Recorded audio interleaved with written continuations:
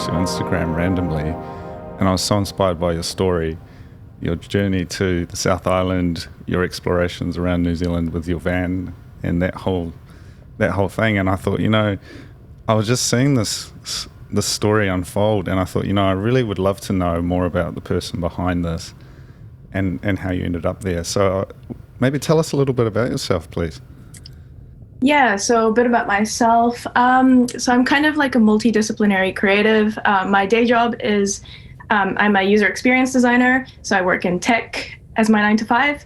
But outside of that, I try and get involved in the arts as much as possible. So I play music, I'm an analog film photographer, I write some poetry, kind of like medium agnostic, but just, trying to find different ways to kind of document whatever kind of phase of life I'm in at any given time with whatever medium comes to hand. So that's kind of been, my shtick for the past few years. And the van life thing happened a couple of months ago now. So I guess earlier in the year, we just come out of like all the pandemic lockdowns in Auckland of last year. And, I'd gone through like 4 months of solo lockdown, living in a studio apartment in the CBD.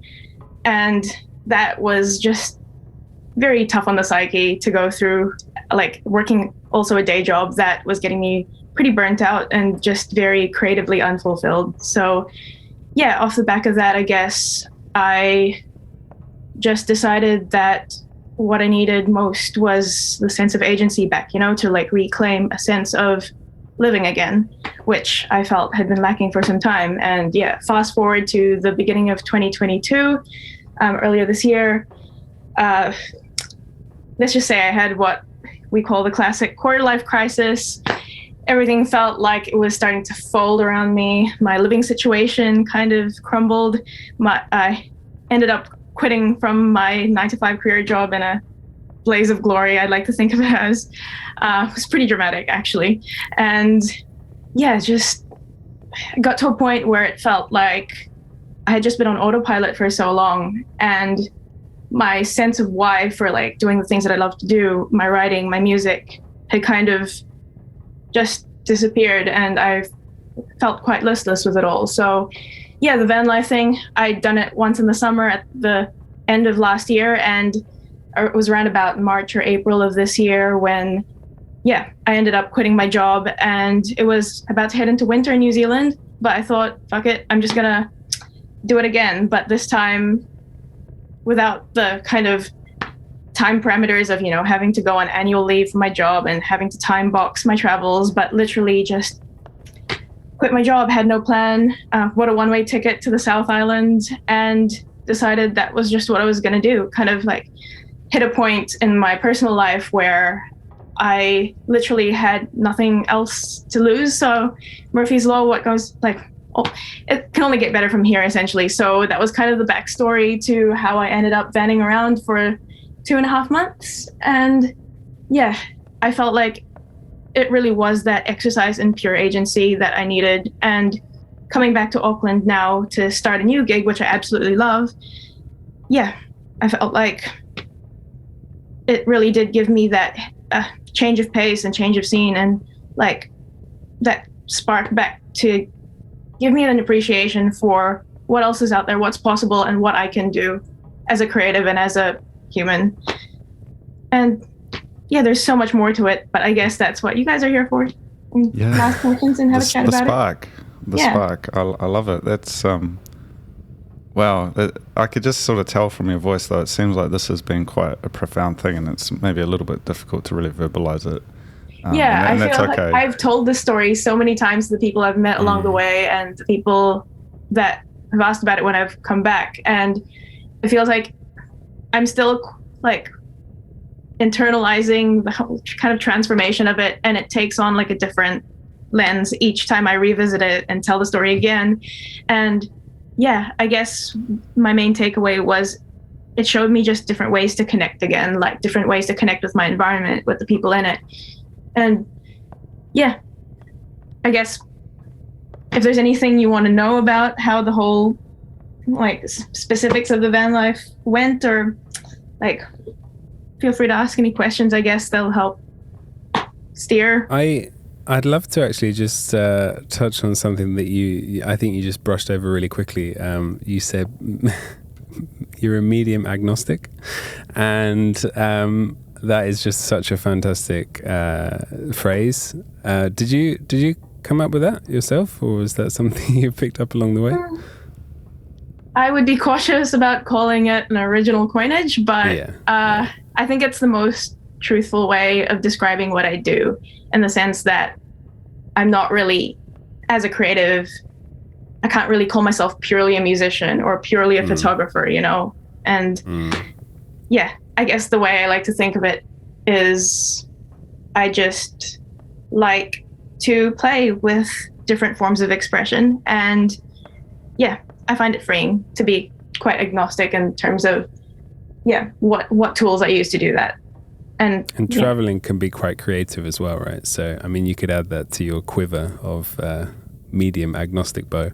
But so, did you have a van available to you already, or did you go down and buy one on the South Island when you flew down there? Yeah, so I am on my second van now, actually. So I got my first van at the end of last year. So just off the back of that really long lockdown that we had, and it was summer, and I decided to give the whole van thing a go because I'd been dreaming about doing it for years, really, and thought that, what better time to do it? So I went on one of those Facebook buy, sell backpacker van groups and just found one that I really liked the look of and was quite compact and like kind of perfect for what I needed for just doing some solo travel. So I went and got that van and then did my summer travels for a couple of weeks.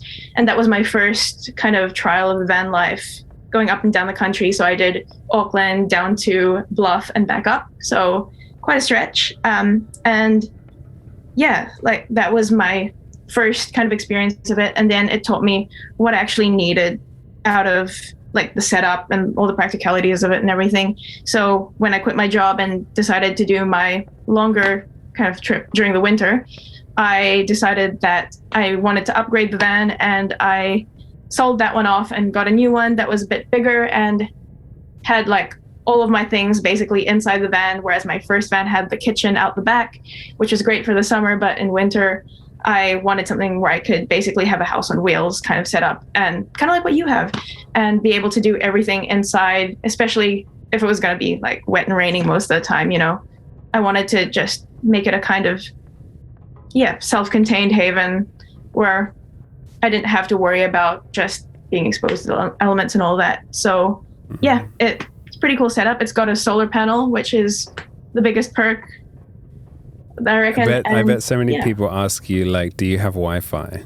Right? I bet that's the first thing. Because people always ask me that, living on a boat. Like, that's one of the first questions. The first one is like, where do you go to the toilet? And then second of all is, do you have Wi-Fi? And it seems that people are really interested in these two things. Do you get asked that a lot? I get asked that by people who have never done the van thing before, but living in New Zealand, I feel like most people have at least done the whole freedom camping thing either in a car or in the rental. So it hasn't been too common of a question. But there is a little bit of like life hacks that you develop along the way, along the road. One of them is like, the Campermate app. That's been a lifesaver for that kind of being able to make decisions on the fly as to where I go, where I park up for the night. Where I chase showers. That was a big part of it. You kind of just fall into a weird little routine of it. And it is quite different from life living in a city. And there are some nuances of it that, people tend to overlook, and that I tended to overlook, like the fact that living in a van in the South Island in the peak of winter was almost Bear Grylls level survival mode. Like, I would wake up in the morning and my breath would have condensed into like icicles on the ceiling of my van. And interesting. So you spent time, and as we know, the last few months have been some of the wettest in history, especially down south in that.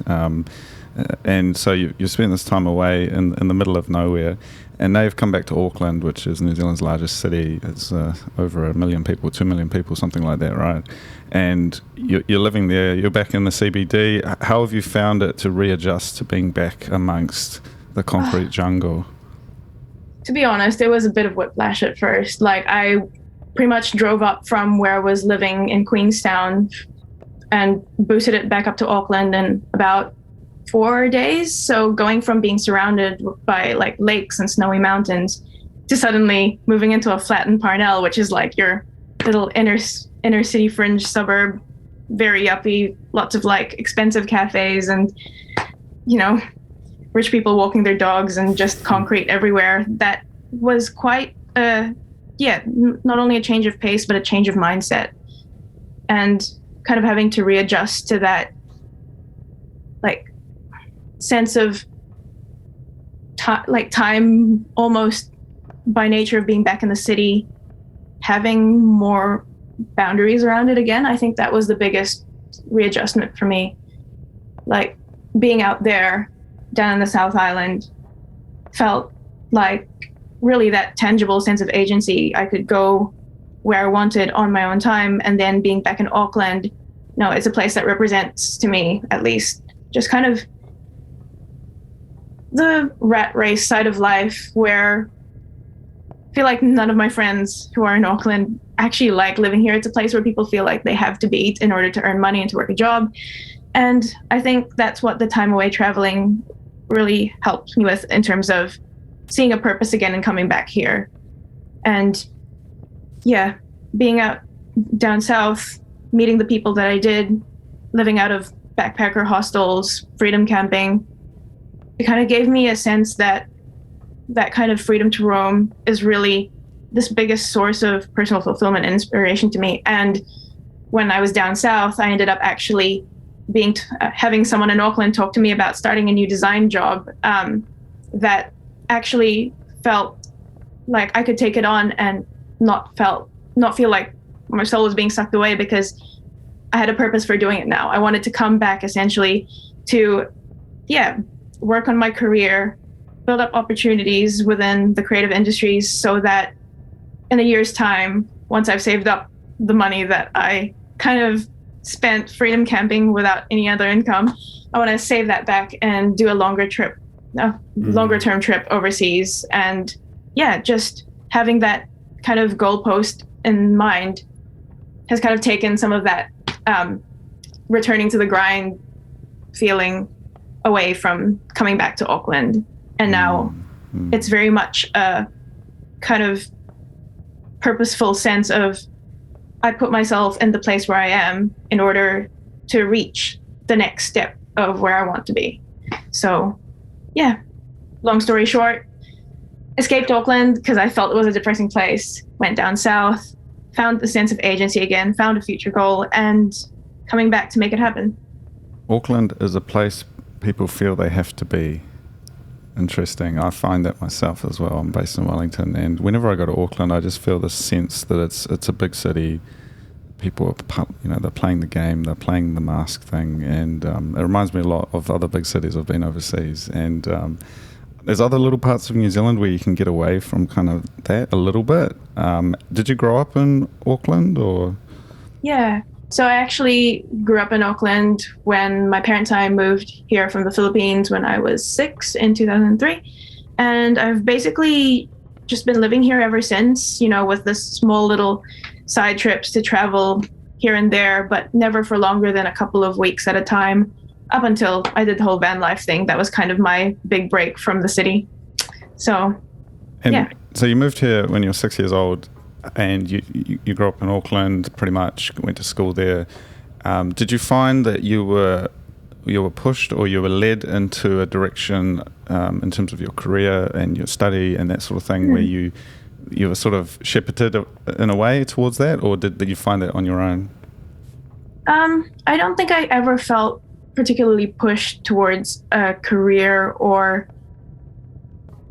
even a way of being, I guess. And I'm very aware that I'm quite lucky to be able to say that, especially having the classic, Asian parents. And I always grew up like kind of surrounded by my extended family who were all, working towards traditional professions like being business people or doctors or lawyers, and me being quite unique in, I guess, the sphere of my family, and that I come from a huge extended family.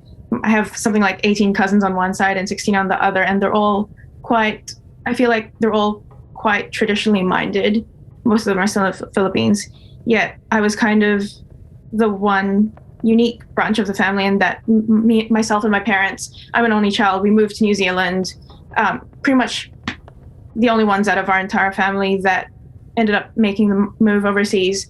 And I guess because of my parents' mindset and us coming here to kind of, like escape that quite cloistering sense of, the single track pathway in life that you need to take in order to achieve success, for their own reasons. But I'm glad that they already kind of had that mindset in bringing us as a family here, so that I kind of, as a child and as a adolescent, felt like my pathway was open in the sense that I didn't have to fit that kind of mold. And yeah, I guess I had a lot of room to explore growing up and find what I felt resonated with me most in terms of what I wanted to do. And yeah, that led me into chasing so many different interests. I felt quite like I couldn't stick to one thing for a long period of time. Like, I played in a bunch of bands when I was in school. I wrote some poetry, got published into a journal. Just tried a whole bunch of different things out to see what kind of could become my identity almost. I remember struggling a lot when I was growing up, like trying to create like this identity for myself as a creative, as an artist, and yet not being able to quite box it up and package it quite neatly, just because I was into so many different things. And I think as I've grown older, I've almost made that my thing. The fact that I'm not just purely a single medium artist, or even as a person, I still have the sense of maybe it's okay to be multitudes of things at once, rather than being able to kind of draw this nice, neat box around it, because I feel like that chaos is kind of the most interesting to me, like the intersections of where things collide, and the fact that I work in corporate tech during the day, and like everything else is just kind of clouds around that, and I have fun with it. It sounds really nice. Are there some other artists that really inspire you who you might describe as medium agnostic as well? I mean, like the one that comes to mind for me is Austin Kleon, and he lives a very he sounds like he lives quite a similar life to you. It's very, very medium agnostic. I really like this word. I'm going to say this about 6 or 7 times in this podcast. But are there other artists that really inspire you? Other artists that really inspire me, I feel like trying to think of some off the top of my head, but I think it's really just whatever I'm into at the moment, whether it's music or it's photography. I just find people whose works strike me, and I kind of try and integrate the parts of them that I identify as being quite resonant into my own work. So it's quite, in terms of getting inspiration, it's not like another photographer's work inspires my own photography. It can, like, that's the other part of, I guess, just being self-described medium agnostic. The influences and the inspirations can come from anywhere. So photographers, I follow quite a few people on Instagram from the analog photography sphere, and some that I really like are quite unknown, but they do beautiful things with, like, creating an atmosphere that evokes a feeling. And some of my favorite film photographers on Instagram that convey this kind of feeling of like a kind of cinematic quality, like a story in the mundane and in the everyday. yeah, there are a couple of handles that I can drop, but Well, I'm not sure how to do that. no, that's okay. Yeah. I mean, I think. Oh, Yeah. Sorry, I was just going to finish that thought. It was more around like I get inspired by seeing work that evokes a feeling or an emotion, and it's kind of that like evocative sense of seeing this person's work has triggered something in me, whether it's a memory of a place or a memory of a person, that it spurs me to create my own work born off that kind of emotional response. So it's kind of like almost a Chinese whispers of creative inspiration. That's how I like think of it, I guess. Yeah, that's fascinating. We there's two ideas to it. I think with the medium agnostic, the animal that comes to mind for me is always the magpie, which for people who don't know, it's kind of like a crow that we get in New Zealand and Australia, and it kind of just collects things, shiny things, and that to build its nest. And I often think when you're traveling the road, traveling the world, you can be like a magpie, and you meet people along the way who teach you things, and they may not necessarily be self-described as an artist, but you can learn from that. And take from that and give, it's sort of like we're all drinking from the same fountain, so to speak. And then in terms of the way that all comes together, you just got to let it speak to you. I think it's almost a case of opening your ears and your eyes to that process. And the Chinese whispers you describe is quite interesting. Where you often describe this sense of nostalgia that you can get, and there's kind of feelings from another era. You can interpret that through the work and then recreate that, and it's like you're communicating on another level with through your own work, and then with other work communicating with yourself. And so it's something that, unless you've been trained or you've become aware of that, the way that can work, it can just sort of happen without your knowing. And that's sort of the effect of advertising and marketing can kind of touch that. But if you have a artistic project that brings that in, and you're able to really latch into a feeling or emotion of a place, even if you've never been there before, you kind of drinking from that same fountain. Yeah, definitely. Yeah, there are a couple of projects that I had in the works that drew on that sense of nostalgia, but there's an interesting quality to it where sometimes it's a sort of nostalgia for a feeling that you don't even know is real or that you've had before. And yeah, I find that quite interesting to explore, because it's something that I feel people can connect with, whatever their kind of background or experience.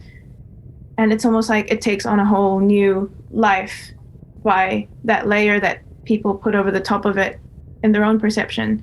And I guess that's kind of how I like to create, like not too what's the word I want to use?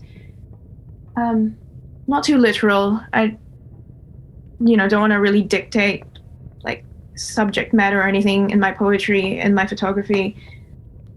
I try and create things that leave room for the audience to weave their own inner narrative into it. And it could really be anything. It could be that feeling of nostalgia. It could be that even just a mood, but to leave it open to people having a different takeaway from it. I think that's kind of the most powerful part of creating for me, like that sense of being able to connect the dots and not knowing what the dots are.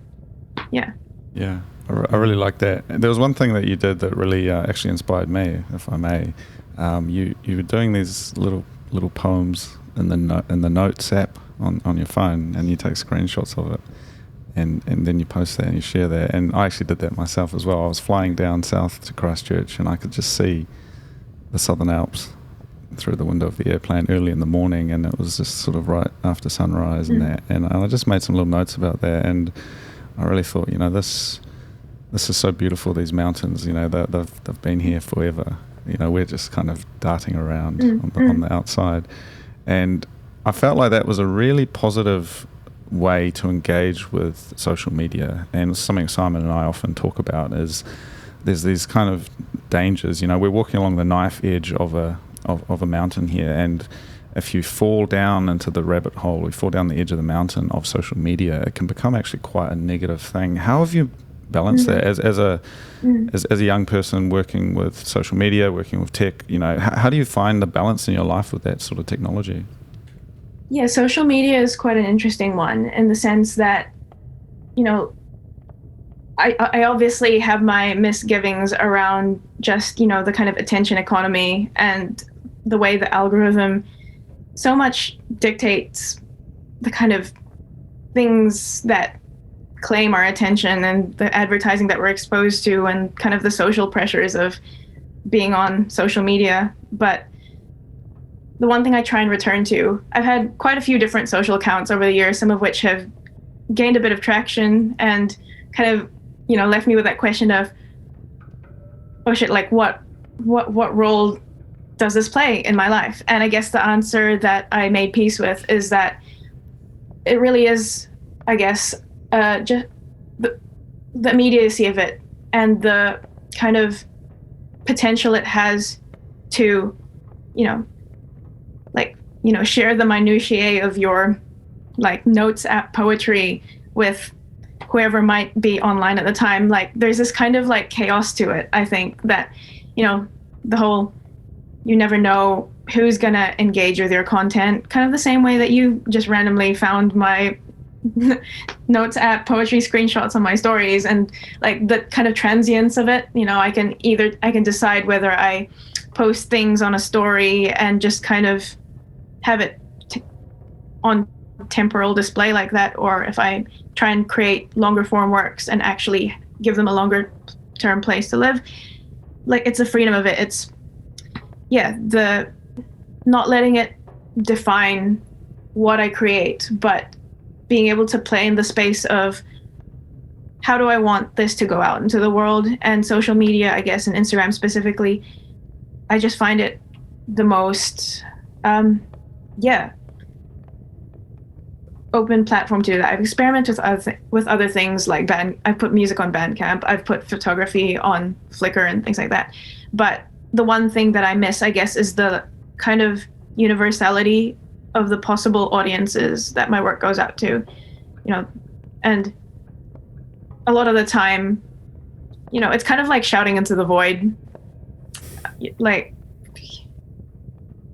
kind of have to let things go, I think. And that's also helped me with my creative practice, and that I tend to be quite a perfectionist, and that I have difficulty letting things out into the world until I feel like they're polished and perfect. But literally chucking screenshots and shit onto my Insta story, or I think it's like a practice in that, almost impulsive, but it's authenticity, authentic right? It's expression. Real. It's right now. And I find it quite freeing. Did you find you had to sort of set limitations for yourself whilst you were on the road for using social media or technology or stuff like that? Because I'm sure you could have easily fallen into the trap of taking photo every 10 minutes and posting it and getting very wrapped up in sort of likes and comments and stuff like that. But I'm sure that you were also at the same time very aware of that and making sure that you didn't do that.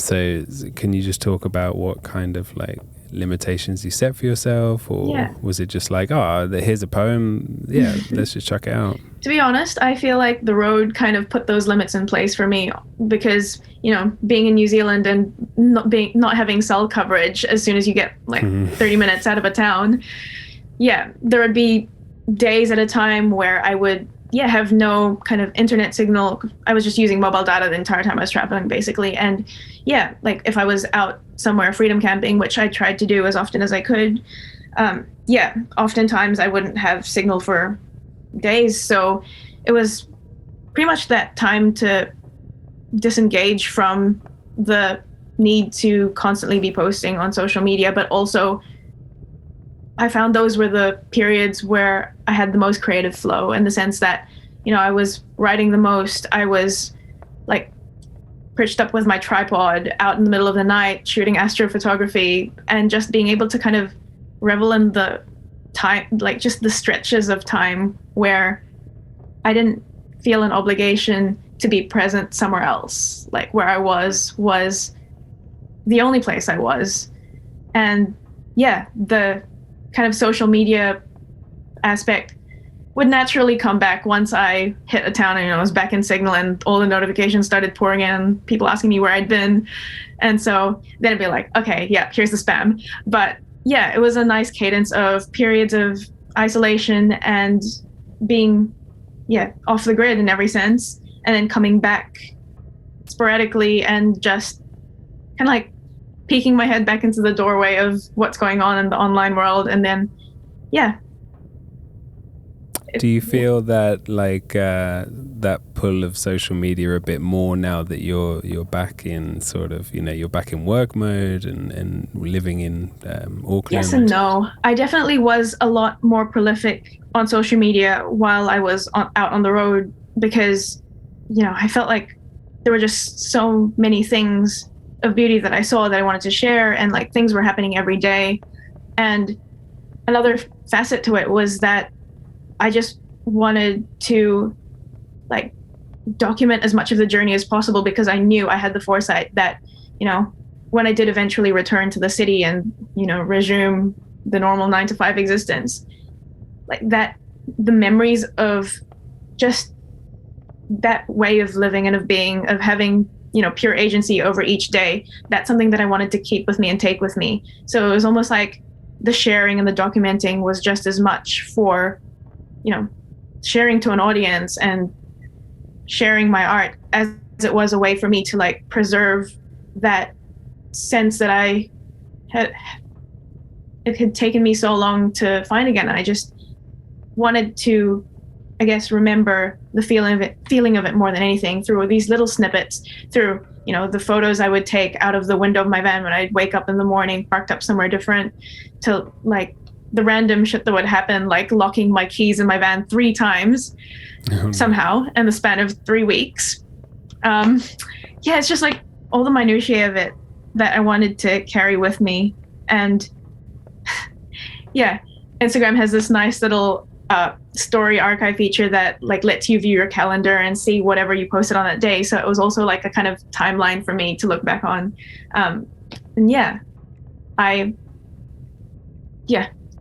Kind of became a way of both chronicling and creating. Did you find that you were journaling or reading much sort of without the device while you were on the road, or was it all through your phone? Yeah, no, I did plenty of journaling, especially during the times that I was off grid, and I wanted to be able to kind of slow down a bit. And I actually I have this notebook that I've been journaling in for the past 3 years. I started in 2019. It's like this little hardbound book that I got as a birthday present when I turned 22, and I'm 25 now, and I've been basically journaling in that on and off whenever I felt something of note was happening in my life. And a nice little wrap up was I actually ended up finishing that physical book, like finishing all 200 pages of it while I was on the road, just as I was about to head back up to Auckland. So it was a nice like artifact that captured like what I think of as an entire cycle in my life.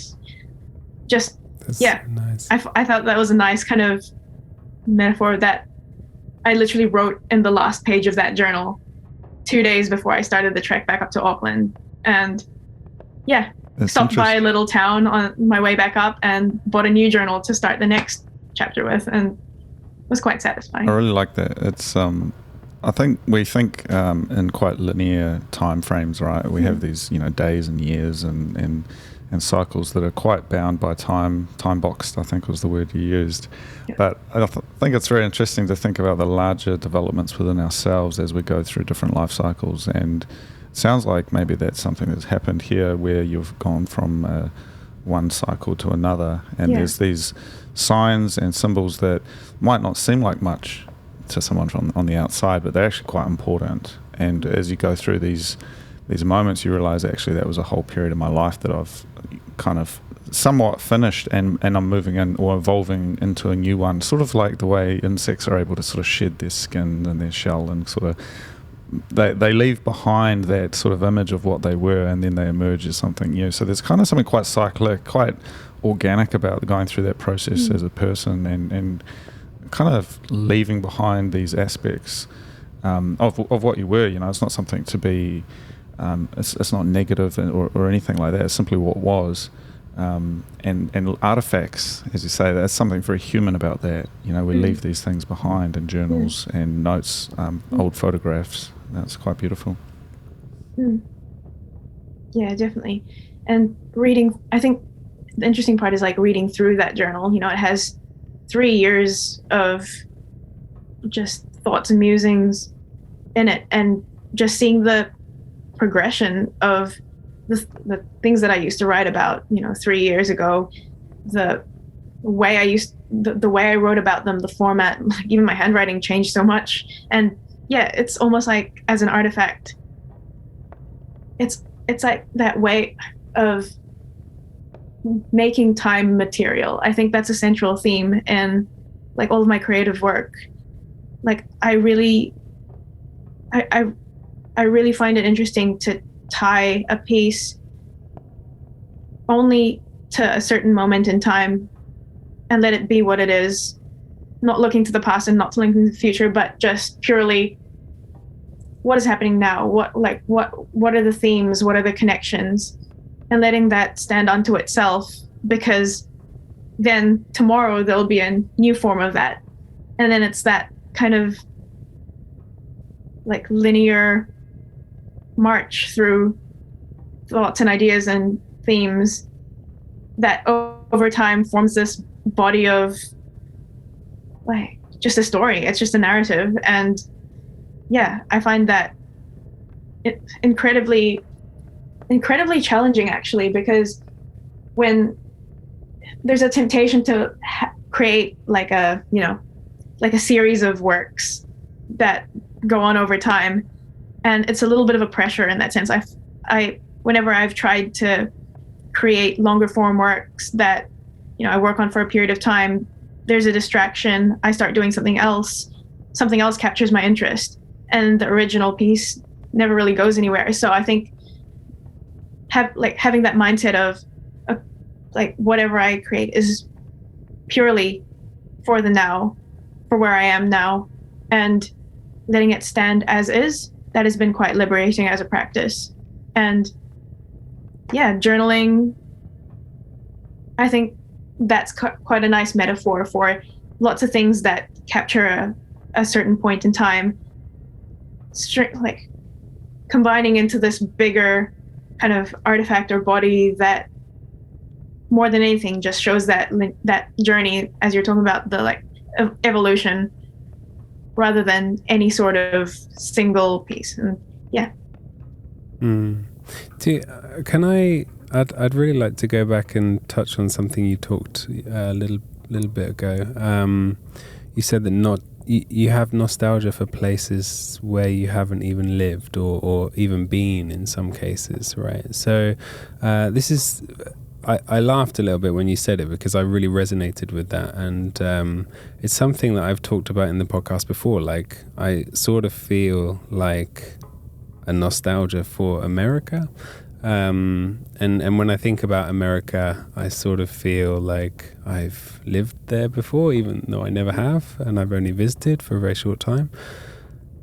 Can you talk more about what you meant when you said that? Because I think it's such an interesting topic, and I know exactly what you mean, but I can't put it to words. Yeah, I also know what you're talking about. Is a lot of my favorite film photographers, they have these series of works that depict 1950s America, like the whole, diners and classic cars, but cast in this very like cinematic kind of, they've got the whole kind of light bloom around everything that makes it feel like this like kind of golden age memory. And yet obviously I've never been to America. I've never lived through the 50s, but kind of just like seeing the intentionality behind how these images are created, like obviously that's the photographer noticing something beautiful in their environment, or that, having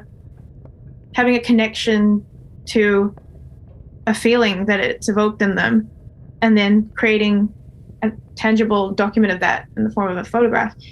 Like I feel like that's a statement unto itself. Someone's gone, here's this scene in front of me, here's this thing, and I want to encapsulate it and share it and see who else connects with this, and to be a person who then, sees this image, and like it's almost visceral. Like, it's not a cognitive thing. I don't go and think like, oh, that looks like this yada yada, and like it's just the actual, I see the image, and it's like there's a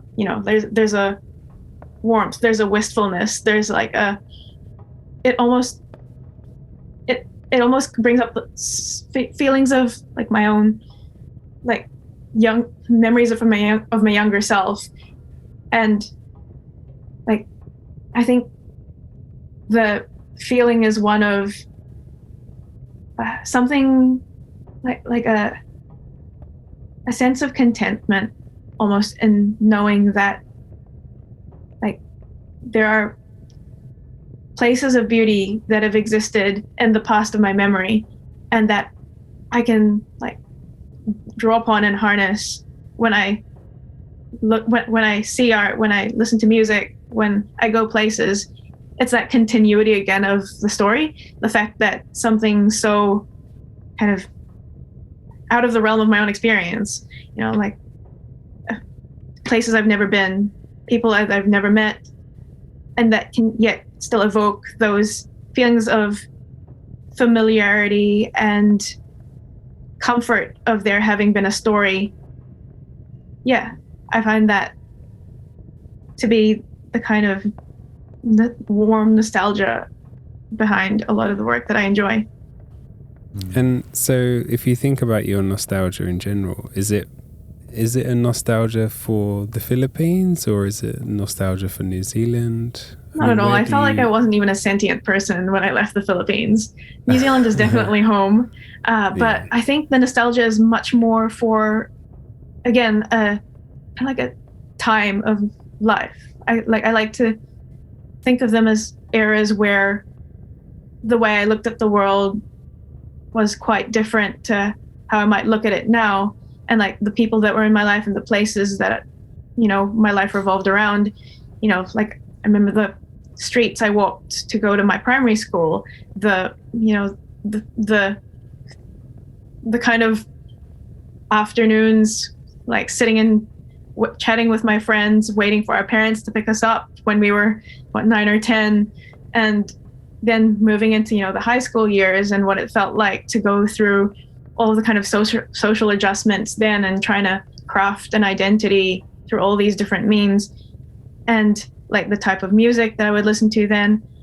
It all ties back to stories and narrative for me. Like that nostalgia is often like a look back at a pivotal point of that journey, and appreciating how like beautiful it was despite all the chaos of it. Some parts of it were quite difficult, but I think having peace, having that sense of nostalgia looking back at it, means that for me, like, you've learned to cast it in a new light, and like found the parts of it that are worth keeping and that are worth, using as inspiration to create. It's beautiful. I think one of the things I've worked out over the years, it's taken me a while, but it's that there's no time like the present, and that becomes the foundational, that becomes the raw material for your creativity. And there's often that moment just before you fall asleep, or just as you're waking up, and you can kind of almost return to that kind of wavelength that you were on, and that moment that you were in, and you can kind of just capture it again. And often it's like the best warm summer afternoon, and especially right now it's so freezing cold and wet in New Zealand here, and you can kind of return to a better time or a better place, and you can kind of capture it again and come back to that, and realize that no matter what challenge comes your way, you're able to overcome it. It's sort of, I think, a theme that as individual artists we're all dealing with, but I feel like collectively, and you mentioned sort of the lockdown restrictions and some of those challenges we've had, do you feel just your friends around you, just generally right now in the world, do you feel like there's just a search for that kind of meaning and authenticity that's going on at the moment? Yeah, definitely. I think lockdown, especially in the pandemic, and the kind of restrictions on the things we're able to do and the places we're able to go, that can be quite a challenge creatively, because so much of, I think something I share with my friends is so much inspiration to create comes from that sense of agency, you know, having, like, being able to draw upon these experiences that we actively create in our lives, and being shut at home and not able to really go anywhere or do anything for such long stretches of time. It kind of like empties that well of, you know, when it feels like each day is the same, what do you really write about? What do you really talk about? You know, what for myself, if the purpose of my art is to capture what life means to me at a given moment, if nothing's really going on, you know, it's like not only the drives to create is low, but the sense of meaning in my own work, kind of gets diluted. So it is tough with the pandemic and all of that. But I guess it makes you more aware of how to regain that sense of creative freedom. It's kind of building resilience as well, because it's been such a long-winded thing, right? It's almost been 3 years of this, and I feel like many people have sort of forgotten what it's like, and I feel like there's some good work to be done, obviously, you know, developing our own practices, but also being a leadership, you know, playing a leadership role. And in a way, that's kind of where this podcast came from. I think our subline is creativity in a chaotic world. And, you know, I've been remote with Simon for years now, but, you know, we used to live in the same city. You know, we were both in Tokyo, and we used to hang out, and it was a totally different universe of what was possible. And now it's like sometimes you realize there's these latent kind of barriers that we have in our mind. You know, it's like, well, I don't know if I really want to go out.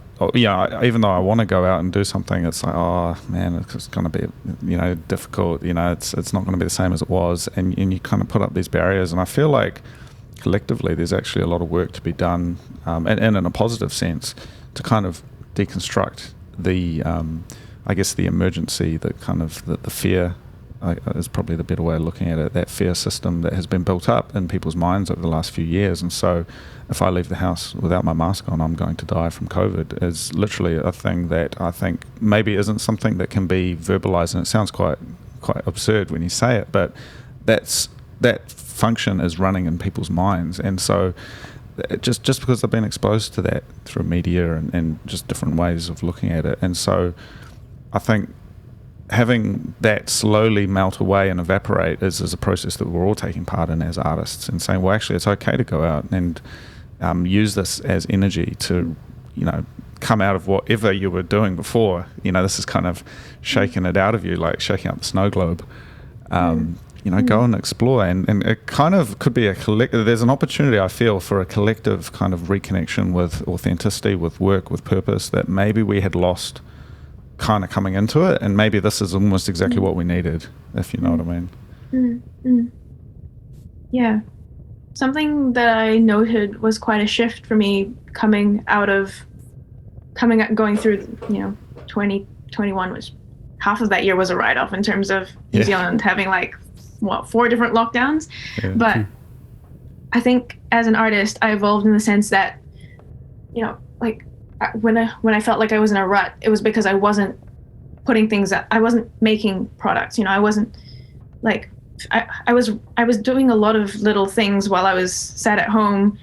I was noodling on my guitar. I was starting to half record songs. Had all these like pages of half finished poems, and I just like felt like, you know, I wasn't like, I felt like my like identity as a creative was kind of like withering just because I wasn't generating work that I could put out and, you know, call it a day. And then that was a source of kind of internal guilt for a while, that like I just like my output has kind of dried out. And then fast forward to going on the van trip and then suddenly feeling this surge of like life again and agency again, and wanting to like share things, take photographs, like post them on my story. And like the sense of renewal that came out of that, like the lesson that I took was like prior to that there had been such a focus on the product, the output, like having this tangible, like a song or a like I was working on a zine before I left for the van trip, and like that ended up not materializing because I left the city and didn't have time to like sit down and put it together. But like the idea that actually living and making like conscious, deliberate choices is actually a creative endeavor unto itself. At least that's how it felt while I was out on the road. Like, yeah, just moving through the world in a way that feels generative, like making choices in the day-to-day that like my mindset while I was out on the road was, where do I go where there's going to be an interesting story, essentially.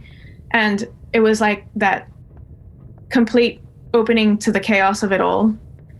Very appropriate to the tagline of this, but it was literally like, oh well, if I don't have an itinerary, I don't have a timeline, like can I literally just wing it every day? Because the fact that I like have like I don't over exaggerate when I said I had zero plans. Like I legitimately like would not know where I was gonna park up for the night. I would just like, it would get to like 4 p.m. like it's about to get dark, I should pull up Campermate and find a cool spot nearby. Like, and just the like completely random like serendipitous experiences I had while doing that gave me so much to then percolate on, and that turned into the poems that I'm writing now. And like I would have never had I've never had those inputs without that kind of realization that a huge, like just as important, if not more important, a part of the creative process is that day-to-day just decision making, putting yourself in environments and situations that like let you really feel that kind of novelty of life, and that you don't really know what's just around the corner, and filtering it through your own narrative lens has been quite a powerful driver to restart my creative process that I had lost throughout all of last year. So yeah. Simon, I know you talk about productivity of creative work. I know you might have some questions about that. I was actually quite interested in, you just mentioned, Patricia, that you had no plans for the day. Each day sort of would be, starting fresh, and the way you just said it was you were looking for places that would be an interesting story, or you were going somewhere that would be interesting. Can you tell us about some of those places that you went to? And I will talk about productivity later, Cody, but I just had that question in my mind. But I'd love to hear some of the places that you went and you found, one of these like amazing, interesting moments, please. Yeah, so I've done 2 kind of van trips up and down the country now, one in the summer and one in the winter. And the one in the summer, they were quite different in the sense that the first trip was more about the places. I wanted to very much like see all the places around New Zealand that I hadn't got to before, and it was about where I could go and the experiences that would come through that. And the trip that I did most recently in winter, it felt like very much more about the people and the stories. They were quite different in that regard. Like I would find myself like in the summer, I would spend like maybe maximum 2 days in one spot because I had the next place to go and to hit. But like the mindset shift to the more recent trip was I just want to go where it resonates and stay if it feels like I want to stay, and not have that impetus to like keep moving for the sake of moving. And yeah, an interesting, completely random thing that I still tell the story of, like on the first trip, was coming off the ferry to the South Island and like trying to find a place to camp up for that first night, and hopping on Campermate and finding, you'd go through, like, it has basically maps on a pin that show all the freedom campsites that are nearby to you, and I just like go through like and try to find the ones that look the least touristy and like ones that felt like I could get off the grid a bit. And there was one spot that had like no ratings, had like one photo on it. I'm like, yes, let's go there. And it was this place called, I think, like Pine Hill or something, I can't remember, but it was about a half an hour drive from the Picton ferry. Again, off grid. Like I was driving down the highway and almost missed it. The only way you could really tell where it was, there was like this little hand painted sign on the side of the road pointing off into the bush with the name Pine Hill on it. I'm like, that's interesting. So there was like no other signage or marking. So I ended up like driving down this like gravelly road for a bit, and then like came to this place that kind of looked like an old hippie commune. Like it had like this one like shack that was the reception that had this one guy in it, and then the rest was all just like trailers and like tents, and in the middle of this clearing in the bush. And like had this interesting vibe at first. So like, have I just walked into like this, like, I don't know, like secret commune, and like it had this vibe around it, but I was like, okay, no, I'm gonna stick to my guns. This is where I said I'd go, so sure. And I just kind of wanted to see what would come of the kind of on the fly decision making. So decided to stay there, and there was a sign I remember that said glowworms at night this way. So I was like, okay, I'm gonna go check that out at night. Came to nightfall, like went on a trek in the dark. It's completely pitch black. Like was wandering through the woods, and I started to see these like specks of like blue glowworms just in the dark around me. And it was a sense of like, whoa, I'm like so far away from everywhere else. Like, this is nice. I'm just out here in the bush surrounded by glowworms.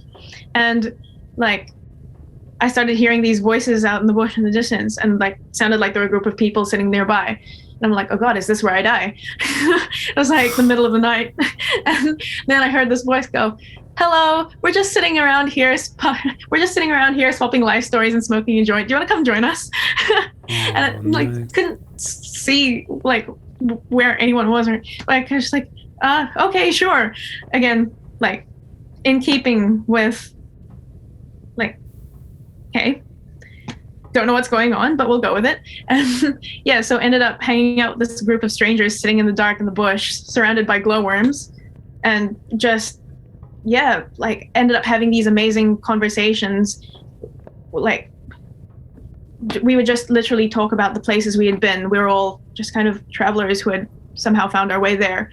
And the surreptitiousness of it all, like people would talk about their families and their hopes and their fears and their dreams, and felt like this kind of weird like coming together of people who had the same goal to connect authentically in the like most random of places.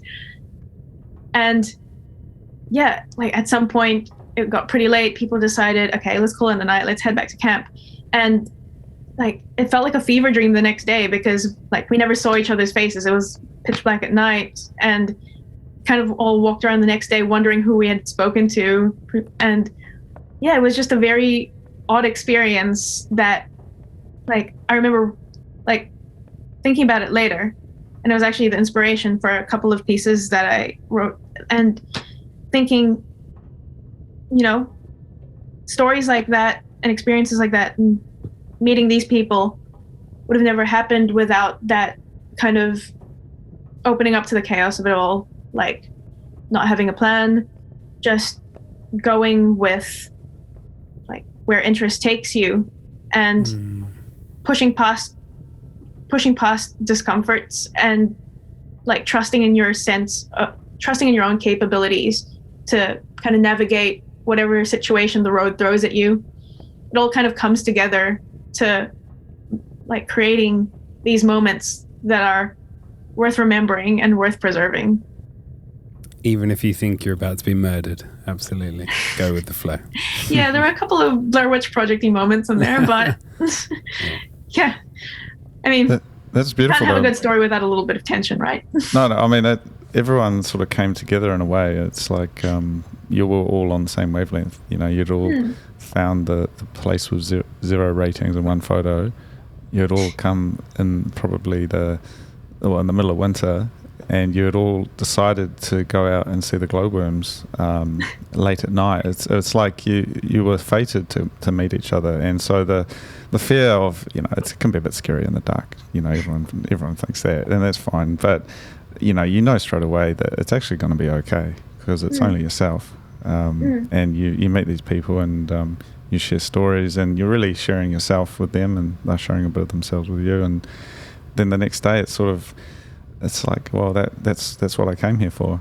And that sort of wandering aspect is something I identify with quite a lot, and I think Simon as well. It's something I think we can all share. It's sort of letting a place show you, letting it sort of guide you instead of just going A to B and then kind of following this quite linear way of doing it. It's actually just letting it tell its story. Letting it unfold, yeah.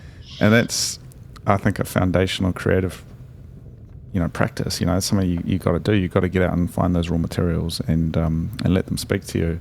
And I think there's still challenges with that though right now in the world. You know, it can be difficult. You just have to be creative in how you overcome that.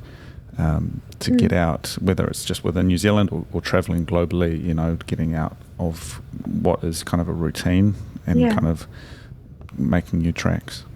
Yeah.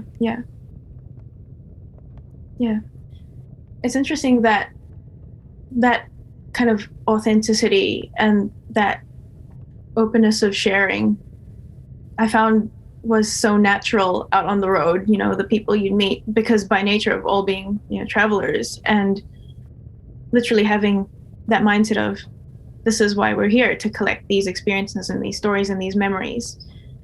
Like, it was so different to how social interaction works when you know, live in a city. And like, I find that that's something that I also don't want to lose, you know, that curiosity of you know, like crossing paths with people and being genuinely like curious and interested of where they've come from and where they're planning to go. And that was something that I never really consciously thought about while I was living in Auckland for so long and moving in the same kind of social circles and creative circles, like not having that like curiosity and awareness of the journeys happening around you, just because your own situation is so kind of stationary, and there can be a sense of inertia with that kind of makes it hard to be open about, you know, sharing all these things, because you just feel like, again, there, you know, isn't that much that's interesting to talk about. And so I've been making it a practice coming back to the city after traveling to keep asking those questions, to keep having that kind of authentic storytelling with the people that I meet, regardless of whether or not, you know, they're a traveler or, you know, they're also doing the Auckland 9 to 5. But yeah, retaining that sense of, hey, everyone I meet is a living, walking story. And it's like living, and the way I've learned to look at it, it's like living multiple lifetimes. The more stories that you can hear of like different ways of how to live, that has been one of my greatest inspirations, like to pull me out of the like personal, creative, and existential rut that I had felt like I'd been for most of last year.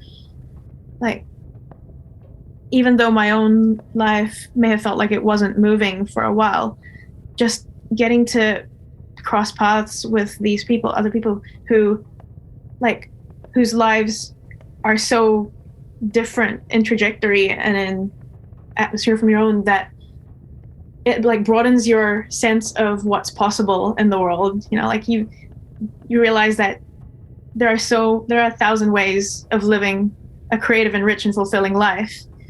And the more like glimpses you can get into that through other people and their stories, the more it feels like your own experience is enriched. And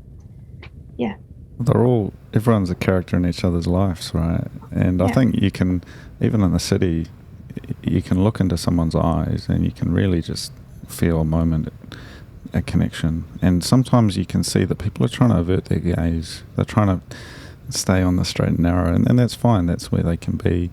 But every now and then you might meet someone, whether it's someone working in a shop or just someone sitting next to you, no matter how busy the city is around you, and you can kind of just share this little moment and this little thread that embeds you in their life, and you start to share that sort of moment together. You've crossed paths, and you never know when you're going to meet them again. You never know in what capacity, and especially as a visual person, you know, you remember their face in that moment, and it's like you can be a traveller, you can be a wanderer in a city, you know, just as anywhere. So that's really fascinating. Yeah, that's an interesting theme, like the straight and narrow. Yeah. What even is the straight and narrow? Yeah. Do you keep in contact with people that you meet on your travels, Patricia, or do you sort of like see that as a chance moment, and you know you might as well just part ways? No, definitely.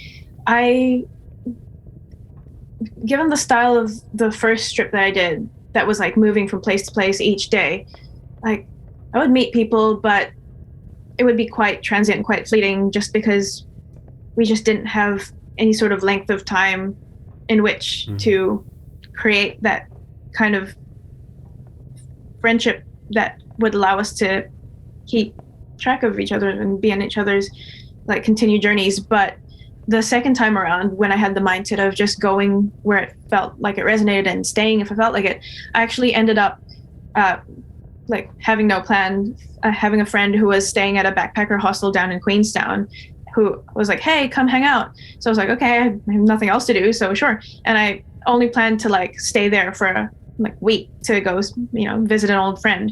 But the people that I met there and like the friendships that I made during that week were enough to make me be like, okay, I want to stay. So I actually ended up living there for a month. Like what was initially supposed to be a few days.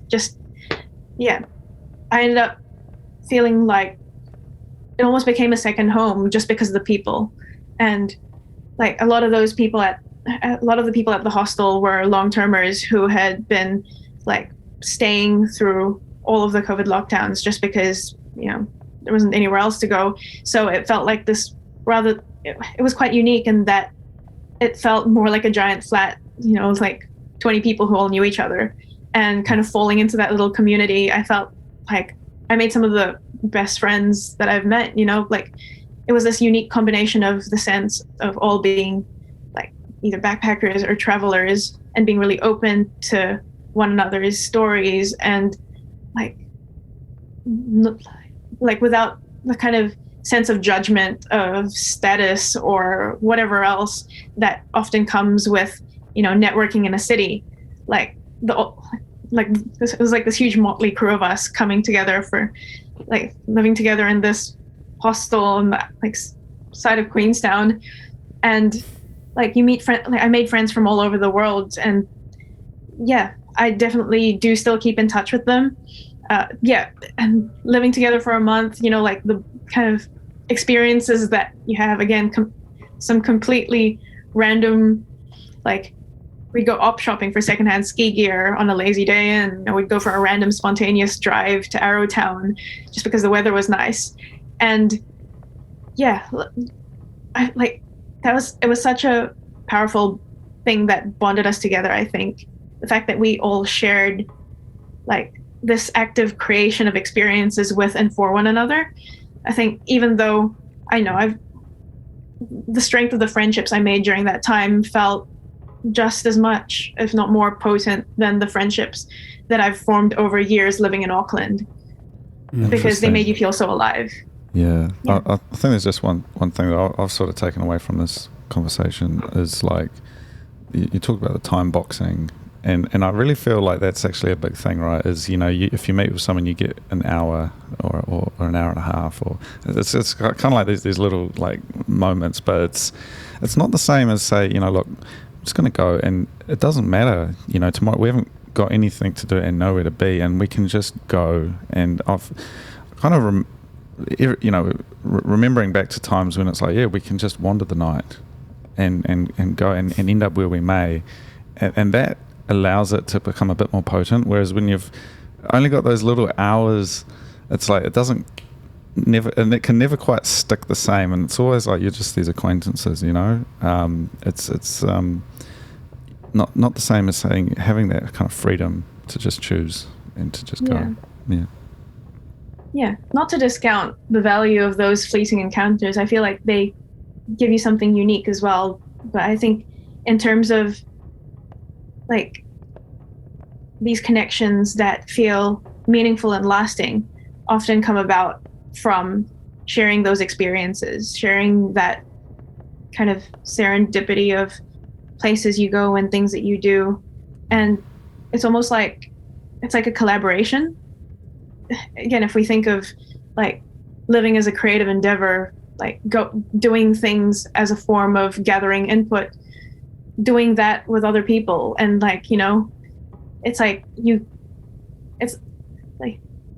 some of the things that some of the experiences that I shared with the friends I made down in the South Island, it's like they feel so they feel so much like we created this like world of our own, and like it was an enablement of those things because of whatever ideas sprung to someone's mind at the time, and then someone else would like tack on to that, oh, we should do this as well, and then like it was kind of really generative. Like a day was so like any given day felt like it held so much possibility. Yeah, I love that. I mean, you said before, moving through the world in a way that is generative, which I really love. And I think that's something we were just touching on before around the productivity thing, because you can kind of sit down at your computer and be like, oh, I'm going to do some work, and sort of pretend to do it. But actually, it's building the building blocks of that, which you carry with you and in your soul, and then being able to take that, go if it resonates, and stay if you feel like it. So, no, I really love that. Yeah. I'll be interested to know, Patricia, what's next? Where's next for you?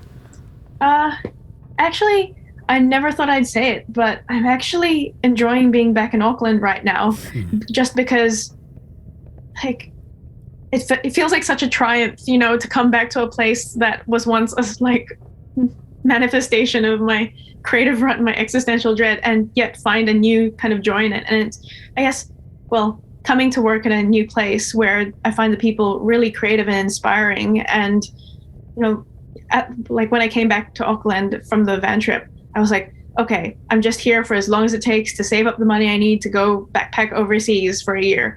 And now I'm 3 weeks in, started a new job. I'm at a design agency that does a lot of projects for social good, and it feels very impactful and meaningful. And I've kind of like regained like the passion that I had for what I do as a day job, which like I say that and I'm like, who even are you? Like that is such an antithesis to who I was when I left. But yeah, like I find like my plans are constantly shifting now, just because that it's like this chain sequence of newfound perspectives that are just created purely by that mindset of I'm not tied to an outcome here. I'm not tied to a concrete goal. All I know is that I want to keep my ways of perceiving the world sharp. And if that means staying and working the career job, or if that means going overseas and traveling, as long as it feels like where I am and what I'm doing is worthwhile, that's as much as I can hope for. That's as much as I can feel at peace with when making my decisions of where to go, where to next. And yeah, I think right now, my where to is I want to keep doing this thing for as long as I can. And as long as I've got a sense of agency, like I never want to go back to that place of feeling like I was on autopilot, like days were just slipping through my fingers. But now having that keen eye towards stories and shifting perspectives, it's a really interesting place to be, I think. And yeah, it's a lot of inspiration for my upcoming creative works that I'm working on. I'm starting to put together that zine again that I started before I left, and hopefully that'll actually come to fruition now that I have a bit more stability to work out of. But yeah, that I really resonate with the feeling of, you know, returning home after being away for a long time, and returning, you know, back to where you were before and sort of seeing it in a new way, in new eyes, seeing it almost as a foreigner, with a new mindset. That's something that really happened to me when I moved back to the UK, and I definitely know that it happened to Cody as well.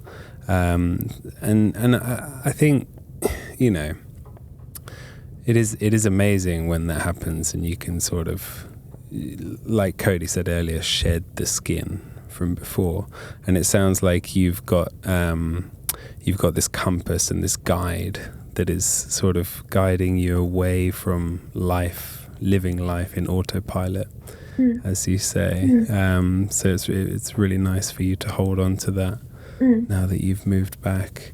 But yeah, this has been a really fascinating chat, Patricia. I've really enjoyed this. This has been probably one of my favorites of conversations late at night. And I think we might have to loop back for an episode 2, because I'd really like to hear more about your the company that you're working for. You mentioned that you're working for a place that is focusing on social good. And I don't know if it's a charity or anything like that, but I've been very interested in, you know, sort of looking at my career trajectory at the moment and sort of seeing where I can improve and maybe work for a company that is actually doing good. So yeah, I'd love to come back for an episode 2 and talk more about that once you've settled into your new role and worked it out. Yeah, but sure. yeah, I think we'll call it a day for this one. But that was such an amazing chat. Thank you so much. Really You're appreciate very welcome. it. Thanks for the opportunity. Thank you. I've made a lot of notes here. There's some really beautiful phrases. A lot of notes. Yeah, and I think I agree. I think another episode, and perhaps in person at some point. Definitely. If I'm up in Auckland. But no, thank you very much, Patricia, and let's take care and let's keep in touch.